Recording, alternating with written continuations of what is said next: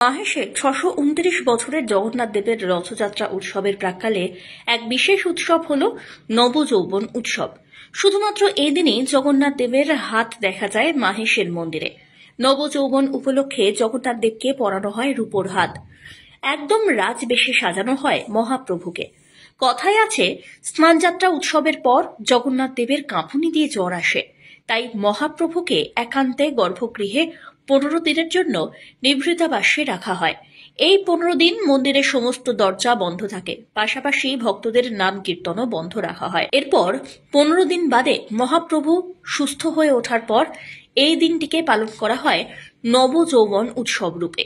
এদিন মহাপ্রভুর জন্য ৫৬ রকমের ভোগ নিবেদন করা হয়।